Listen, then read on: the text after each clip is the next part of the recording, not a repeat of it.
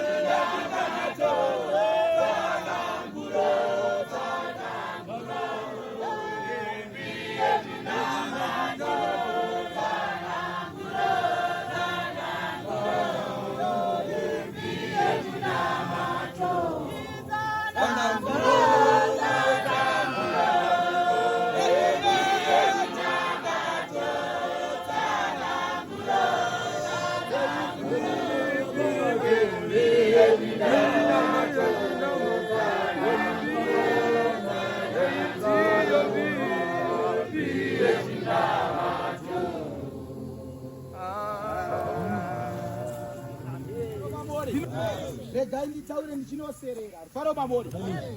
Ndinotenda amai vari kuimba zvakanaka sekuti mudzimu unoera wakavimbisa ukati vakomana ichi chitendero ndo chekugumisira ndo chitendero chekupedzisira rufaro mamori. Ndaita mutumwa wekupedzisira pavatumwa vose rufaro mamori. Ndosaka nei makaona mudzimu unoera uchiti Pauro uripo parwendo rufaro mamori. Ndio wakataura ukati aiwa muridzi wechitendero nditenzi baba Johanisi rufaro mamori ndiye akanzi papa.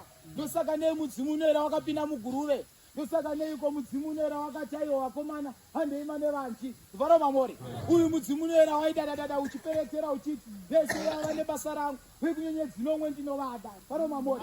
Vekujekenisheni vese ndinovada vekuchishanu vose ndinovada rufaro mamori. Sekuti vanodiwa parwendo uru rufaro mamori. Mudzimu unoera uchiperekera uchitaura uchiti Joani Masowe vave muchinjiko rufaro mamori. Kuchireveiko rufaro mamori. Zvinotoda vane ngoni, zvinotoda vanofema kuti vanzwe kuti zvaitaura kuti kudiko vauye kuzoperekera matare.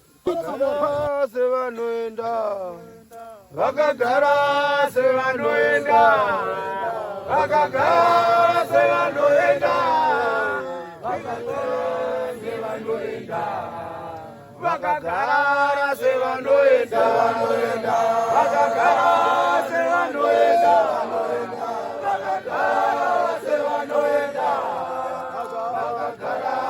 sevanoenda vakagara sevanoenda vakagara sevanoenda vakagara sevanoenda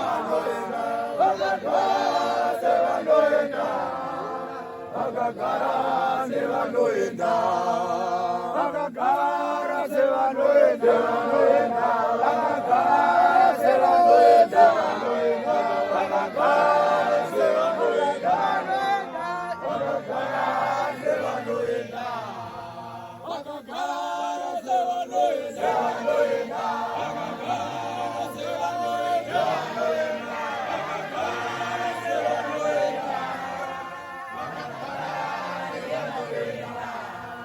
Vakagara sevanoenda